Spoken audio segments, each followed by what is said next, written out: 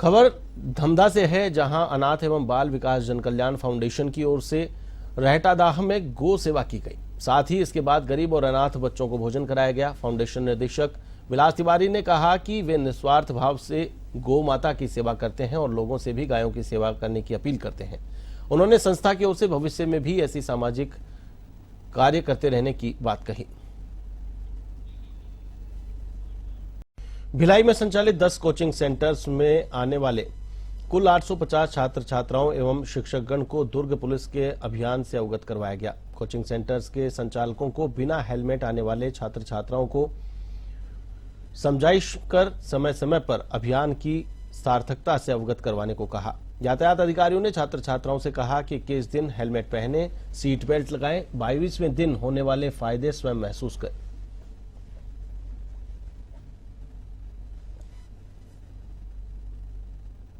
द्वारा 21 days challenge follow good habits एक campaign चलाया जा रहा है, जिसमें दोपहिया वाहन चालकों को हेलमेट पहनने के लिए, फोर व्हीलर्स को सीट बेल्ट लगाने के लिए, नशे में हालत में वाहन न चलाने के लिए मोटिवेट किया जा रहा है और बताया जा रहा है यदि आप 21 दिन तक लगातार हेलमेट पहनते हैं, सीट बेल्ट लगाते हैं तो वो आपकी आदत में शुमार हो जाता है। आप स्वयं सुरक्षित रहते हैं, आपके परिवार सुरक्षित रहता है और दुर्घटना की संभावना में कमी आती है। तो ये चैलेंज कई लोगों ने स्वीकार किया है और लगातार हेलमेट पहन रहे हैं। हमारे पास कॉल्स भी आते हैं कि हम लोग लगातार हेलमेट पहन रहे हैं। तो हम लोगों ने ऐसे वाहन चालक जो लगातार 21 डेज का पालन किए हैं गुड हैबिट्स, तो उनको हम लोग पुरस्कृत भी करने वाले हैं। उनका हमारा लिस्ट भी आ गया है और ऐसे वाहन चालकों को पुरस्कृत भी किया जाएगा और लोगों को भी मोटिवेट किया जाएगा कि आप हेलमेट पहने, सीट बेल्ट लगाएं। तो निश्चित रूप से आप हेलमेट पहनते हैं तो आप भी सुरक्षित रहेंगे। छत्तीसगढ़ के भिलाई में वार्ड नंबर 27 के शास्त्री नगर में करंट लगने से ठेका श्रमिक की मौत का मामला सामने आया है। जानकारी के अनुसार ठेका श्रमिक पूर्व पार्षद जोहन सिन्हा के घर सेफ्टी टैंक के गड्ढे में काम कर रहा था। इसी दौरान गड्ढे में बिजली का करंट फैलने से वह फंस गया। हादसे के बाद श्रमिक को बाहर निकालकर तुरंत निजी अस्पताल पहुंचाया, जहां चिकित्सकों ने उसे मृत घोषित कर दिया।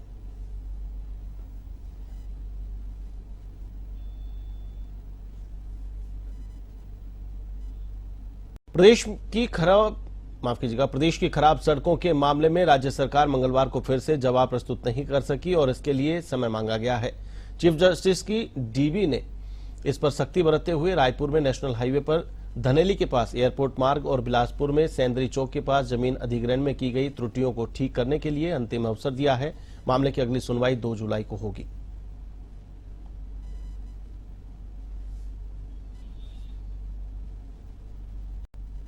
वीवाई हॉस्पिटल के डायरेक्टर डॉक्टर विश्वनाथ यादव ने जिला स्वास्थ्य विभाग की कार्यप्रणाली पर सवाल उठाए हैं। उन्होंने कहा कि विभाग ने नर्सिंग होम एक्ट के तहत कार्रवाई के आड़ में उनसे मोटी राशि की डिमांड की। अब डिमांड पूरी नहीं करने पर विभाग की ओर से अन्यायपूर्ण व मनमाने तरीके से उनके अस्पताल वीवाई हॉस्पिटल का लाइसेंस रद्द कर दिया गया है। इसके लिए उन्होंने स्वास्थ्य विभाग के नोडल अधिकारी अनिल शुक्ला को जिम्मेदार ठहराया।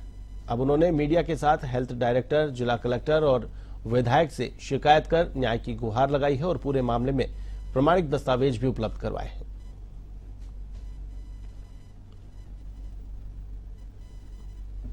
अब चूंकि जान पहचान की पेशेंट थी, जान पहचान की पेशेंट थी, ऐसा कुछ नहीं। उसको 3 दिन बाद आकर के उनके सर्टिफिकेट भी लेके गए, वो लोग डेथ सर्टिफिकेट भी लेके चले गए। अब चूंकि ऐसा लगा कि ये गर्भवती महिला तो थी नहीं, बच्चा लाइव था नहीं, बच्चा कई दिनों से मरा था।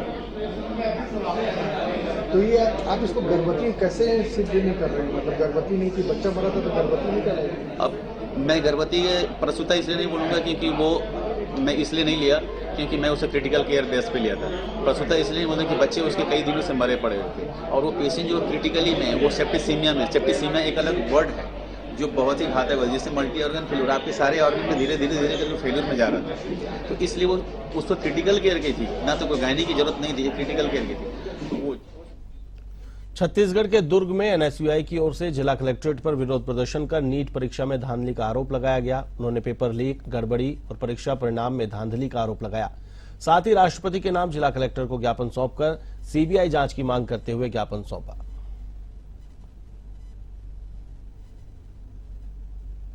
जब छत्तीसगढ़ में अभी हमारी कांग्रेस की सरकार थी, पीएससी घोटाले को लेकर भारतीय जनता पार्टी ने इतना हाहाकार मचाया।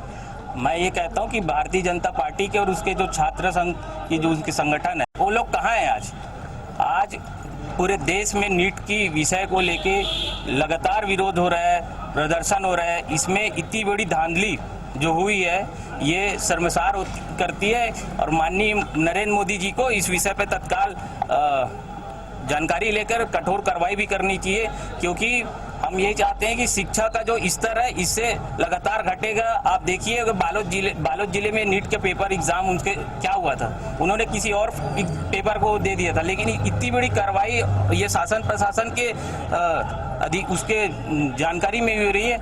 इसी मांग को लेके आज दुर्ग जिला NSY माननीय कलेक्टर महोदय को ज्ञापन सौंपा और जो भी इसमें दोषी है उसके ऊपर कठोर कार्रवाई करने के लिए हमने अनुसरण किया। नीट का रिजल्ट जब से आया है पूरे देश में सभी छात्र सभी युवा परेशान हैं। नीट की जो गड़बड़ियां हुई हैं जिसमें पेपर लीक का भी मामला आता है, एक ही सेंटर से 7 बच्चे जो हैं वो टॉपर निकल जाते हैं। 70 से लगभग 70 बच्चों को 720 में 720 अंक आते हैं, जो कि माइनस मार्किंग के बावजूद 718 छत्तीसगढ़ के बलौदाबाजार में सोमवार को हुई आगजनी के तीसरे दिन बुधवार को माहौल सामान्य हो गया। जिला कलेक्ट्रेट सहित कई विभागों में हुई आगजनी के बाद साफ सफाई का काम पूरा किया गया और बुधवार को फिर से विभागीय कामकाज शुरू कर दिए गए। आगजनी के दौरान प्रदर्शनकारियों ने आगजनी में भारी संख्या में कागजात व अन्य दस्तावेज जलाकर खाक कर दिए।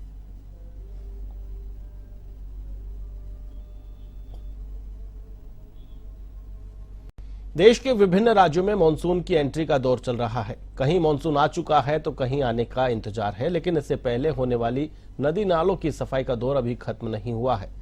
ऐसा ही हाल है छत्तीसगढ़ के बिलासपुर में, जहां हर साल होने वाले जल भराव के बावजूद प्रशासन ने अभी तक नालों की सफाई का कार्य नहीं किया।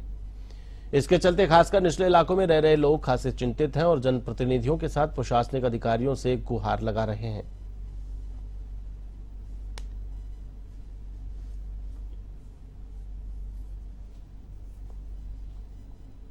हमारे यहाँ पहले तो 24 घंटा चलने वाला बाढ़ नियंत्रण कक्ष जो है वो स्टार्ट कर दिया गया है, उसमें ड्यूटी लग रही है और लोग उसमें 24/7 बैठ रहे हैं। दूसरा, हर जो इम्पोर्टेंट नाले हैं उनका 2 बार सफाई हमने बरसात से पहले करा लिया है। तीसरा कि अलग अलग जोन कमिश्नर्स को निर्देशित किया गया है कि जो आपातकाल में व्यवस्था जरूरी होती है उनके पास पंप होना चाहिए, चालू अवस्था में होनी चाहिए, अन्य जो मशीनरी होनी चाहिए वो सारा उपलब्ध है और जहाँ पे उपलब्ध नहीं है यहाँ से हम जोन को आवंटित कर रहे हैं ताकि वो इस पे कार्य कर पाए। इसके अलावा रेगुलर हर दिन मॉर्निंग में हम लोग का जोन कमिश्नर सबका विजिट हो रहा है ताकि जो जल भराव के ट्रेडिशनल स्पॉट्स होते हैं, जो जगह होते हैं, वहाँ पे जाके यदि कोई तुरंत जो वहाँ पे अल्टरनेट व्यवस्था बन सकती है तो बनाई जाए।